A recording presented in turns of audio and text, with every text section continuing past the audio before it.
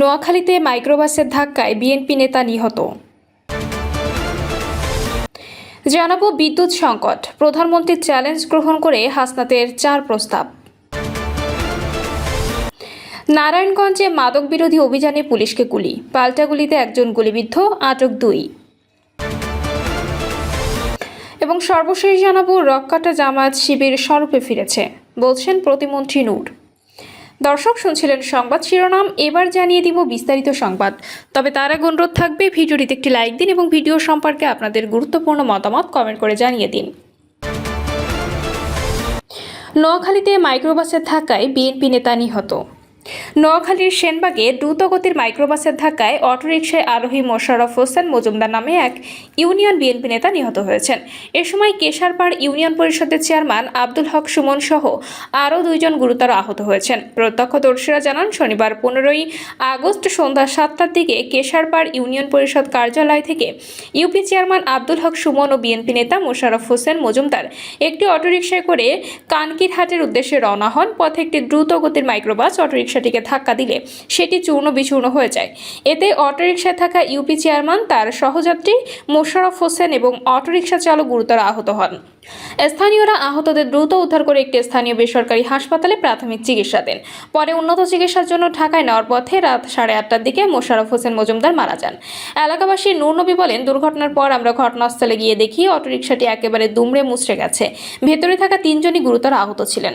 স্থানীয়রা দ্রুত তাদের উদ্ধার করে হাসপাতালে নিয়ে যান। মোশাররফ ভাইয়ের মৃত্যুর খবর পেয়ে আমরা খুবই মর্মাহত। এমন দুর্ঘটনা যেন আর না ঘটে, সেজন্য সড়কে দ্রুতগতি যানবাহন নিয়ন্ত্রণে ব্যবস্থা নেওয়া প্রয়োজন। নিহত মোশাররফ হোসেন কেশারপাড় গ্রামের বাসিন্দা এবং ইউনিয়ন বিএনপির সহ সভাপতি ছিলেন। তিনি সেনবাগ উপজেলা বিএনপির যুগ্ম আহ্বায়ক ইউসুফ মজুমদারের চাচাতো ভাই। তার মৃত্যুর সংবাদ এলাকায় শোকের ছায়া নেমে এসেছে। সেনবাগ থানায় ভারপ্রাপ্ত কর্মকর্তা ওসি আব্দুর রহিম সরকার জানান, সড়ক দুর্ঘটনায় ইউপি চেয়ারম্যান গুরুতর আহত ও এক বিএনপি নেতার মৃত্যুর খবর পেয়ে পুলিশ ঘটনাস্থলে গেছে। দুর্ঘটনা কবলিত মাইক্রোবাসটি আটক করা হলেও চালক পালিয়ে গেছে। আইন অনুযায়ী প্রয়োজনীয় ব্যবস্থা নেওয়া হবে। বিদ্যুৎ সংকট, প্রধানমন্ত্রীর চ্যালেঞ্জ গ্রহণ করে হাসনাতের 4 প্রস্তাব। বিদ্যুৎ সমস্যা সমাধানে প্রধানমন্ত্রী বিরোধী দলকে যে 6 মাসের চ্যালেঞ্জ দিয়েছেন তা গ্রহণ করে বিদ্যুৎ খাতের সমাধানে 4টি প্রস্তাব দিয়েছেন জাতীয় নাগরিক পার্টির নেতা ও বিরোধী দলীয় সংসদ সদস্য হাসনাত আব্দুল্লাহ। তিনি বলেছেন, জ্বালানি সংকট সমাধানের পরিকল্পনা ইতিমধ্যেই বিরোধী দলের কাছে রয়েছে। প্রধানমন্ত্রীকে সেই পরিকল্পনা পড়ে দেখার আহ্বান জানিয়েছেন তিনি। সামাজিক যোগাযোগ মাধ্যমে এক স্ট্যাটাসে তিনি বলেন, বিদ্যুৎ সংকটের সমাধান ইতিমধ্যে সংসদীয় কমিটির আহ্বায়ক নাহিদ ইসলাম 15 দফা প্রস্তাব তুলে ধরেছেন। তবে সরকার সেগুলো আমলে নেয়নি বলে ক্ষোভ প্রকাশ করেন হাসনাত আব্দুল্লাহ। হাসনাত বলেন, মাননীয় প্রধানমন্ত্রী বিরোধী দলকে বিদ্যুৎ সমস্যা সমাধানের পরিকল্পনা প্রদানের জন্য 6 মাসের আলটিমেটাম দিয়ে চ্যালেঞ্জ দিয়েছেন। আমরা চ্যালেঞ্জ গ্রহণ করলাম এবং সমাধানের পরিকল্পনা প্রস্তাব করছি।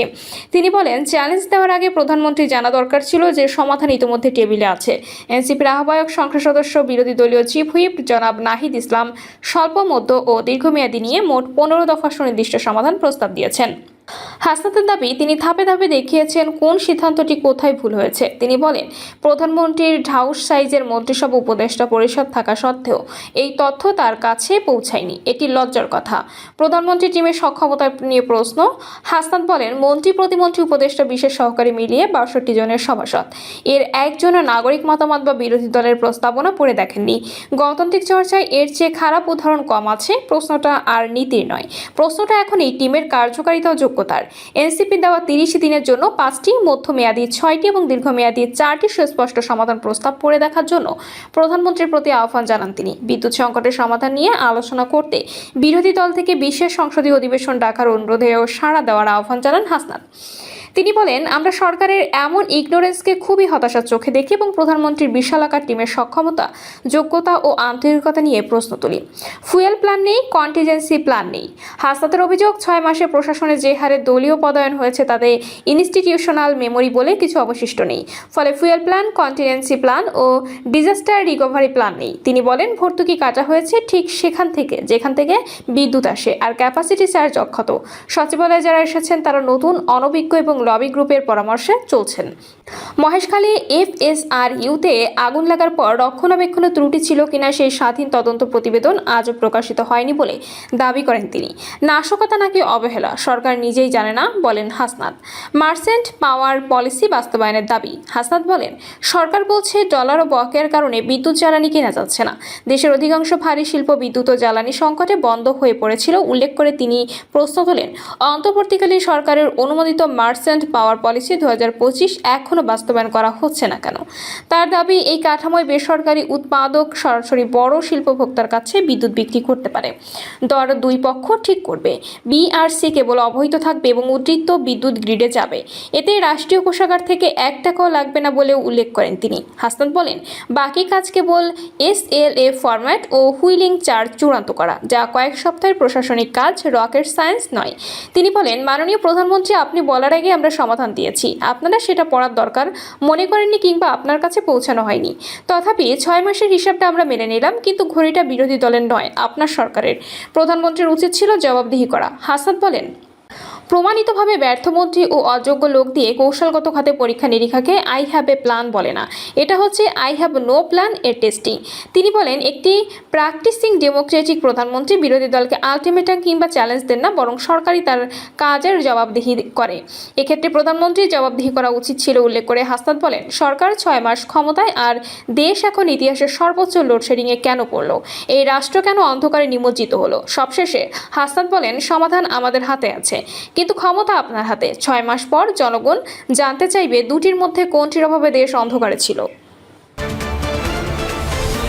নারায়ণগঞ্জে মাদক বিরোধী অভিযানে পুলিশকে গুলি, পাল্টা গুলিতে একজন গুলিবিদ্ধ, আটক 2। নারায়ণগঞ্জের ফতুল্লায় মাদক বিরোধী অভিযান পরিচালনাকারী পুলিশকে লক্ষ্য করে গুলি ছোড়ার ঘটনা ঘটেছে। এ সময় আত্মরক্ষার্থে পুলিশের চালানো পাল্টা গুলিতে জসিম নামের এক তরুণ গুলিবিদ্ধ হয়েছেন।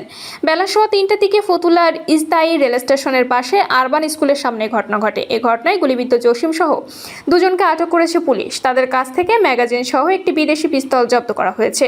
অভিযানে পুলিশের 3 সদস্য আহত হয়েছেন। পুলিশের 3 সদস্য ও গুলিবিদ্ধ জসিমকে শহরের খানপুরের 300 শয্যা বিশিষ্ট নারায়ণগঞ্জ হাসপাতালে ভর্তি করা হয়েছে।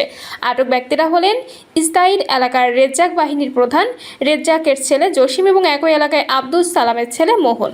তারা 2 জন মাদক ব্যবসায়ী ও অস্ত্রধারী বলে জানিয়েছেন পুলিশ।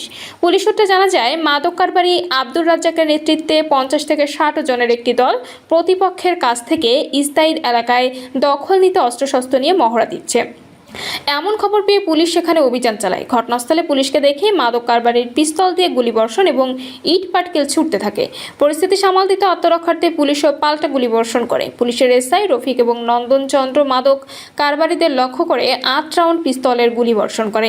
এতে জসিম নামে এক মাদক কারবারির ডান পায়ের উরুতে গুলিবিদ্ধ হয়। পরে তাকে আটক করার পাশাপাশি মোহনকে পুলিশের হেফাজতে নেওয়া হয়। এ সময় ঘটনাস্থল থেকে একটি বিদেশি পিস্তল ও ম্যাগাজিন জব্দ করা হয়। অতিরিক্ত পুলিশ সুপার তারেক আল মেহেদি বলেন, মাদক বিরোধী অভিযানে পুলিশকে লক্ষ্য করে কয়েকটি গুলি ছুড়লে আত্মরক্ষার্থে পুলিশও পাল্টা গুলি ছোড়ে। এতে এক অস্ত্রধারী উড়িতে গুলিবিদ্ধ হন। এ ঘটনায় 3 পুলিশ সদস্য আহত হয়েছেন। এ ঘটনায় জড়িত অন্য ব্যক্তিদের গ্রেপ্তার অভিযান চলছে এবং তাদের বিরুদ্ধে আইনগত ব্যবস্থা নেওয়া হচ্ছে। এর আগে গত 2 এপ্রিল ইস্তাইরে 52 নম্বর বাড়িতে অভিযান চালিয়ে 53টি গুলিসহ রেজ্জাক বাহিনীর প্রধান রেজ্জাক ও তার ছেলে ওয়াসিমকে গ্রেপ্তার করে পুলিশ। রেজ্জাকের বিরুদ্ধে হত্যা, অপহরণ, মাদক, চাঁদাবাজি সহ 12টি মামলা আছে। ওই ঘটনায় পুলিশ বাদী হয়ে মাদক ও অস্ত্র আইনে মামলা করে। বর্তমানে রেজ্জাক জামিনে থাকলেও তার ছেলে ওয়াসিম কারাগারে আছেন। রক্কাটা জামাত শিবির স্বরূপে ফিরেছে বললেন প্রতিমন্ত্রী নূর। রক্কাটা জামাত শিবির স্বরূপে ফিরেছে বলে মন্তব্য করেছেন গণ অধিকার পরিষদের সভাপতি এবং প্রবাসী কল্যাণ ও বৈদেশিক কর্মসংস্থান মন্ত্রণালয়ের প্রতিমন্ত্রী নুরুল হক নূর। নিজের ফেসবুক পেজে এক পোস্টে মন্তব্য করেন তিনি। নিজের ফেসবুক পোস্টে নুরুল হক নূর অভিযোগ করেন, কুষ্টিয়ায় গণ অধিকার পরিষদের নেতাকর্মীদের ওপর রামদা হকি স্টিক, ছুরি, চাপাতি দিয়ে হামলা করেছে জামাত শিবিরের সন্ত্রাসীরা। রক্কাটা জামাত শিবির তার স্বরূপে ফিরেছে শিরোনাম নিয়ে ওই পোস্টে তিনি লেখেন, কুষ্টিয়া গণ অধিকার পরিষদের শান্তিপূর্ণ বিক্ষোভ সমাবেশে নেতাকর্মীদের ওপর জামাত শিবিরের সন্ত্রাসীরা রামদা, হকি স্টিক, ছুরি, চাপাতি দিয়ে উপর্যুপরি হামলা করেছে। হামলায় গুরুতর আহত হয়েছেন কুষ্টিয়া জেলা গণ অধিকার পরিষদের সাধারণ সম্পাদক আব্দুল খালেক, ছাত্র অধিকার পরিষদ কুষ্টিয়া সরকারি কলেজের সভাপতি সোহান আহমেদ সহ অর্ধশত নেতাকর্মী।